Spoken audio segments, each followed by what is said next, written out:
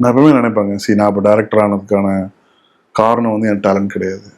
என்னால் டேலண்டடாக நிறைய பேர் இருக்காங்க. நான் டேரக்டர் இந்த பொசிஷனில் இப்படி ஒரு டேரக்டராக இருக்கேன்னா அது காரணம் எங்கள் அப்பா. ஒரு பட்ட ஸ்ட்ரகிள், அவர் பட்ட வழிகள், அவர் தாண்டின ஒரு சுச்சுவேஷன்ஸ், அதுதான் வந்து கடவுள் வந்து எனக்கு அந்த ஒரு இடத்த கொடுத்துருக்கு. சரி நீ எடுத்துக்கோ, ஓகே, நீ இதை கரெக்டாக பண்ணு, உங்கள் அப்பா பட்ட கஷ்டம் தான் நீ எடுத்து.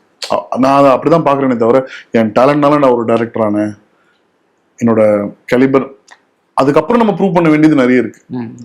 அந்த இடம் கிடைச்சது வந்து யூனிவர்ஸ் வந்து அது ஒரு வழி கொடுத்துருக்குன்னு தான் அதை நான் பார்க்குறேன். அவ்வளோ சந்தோஷப்பட்டு எங்கள் அப்பாவை நான் பார்த்ததில்லை.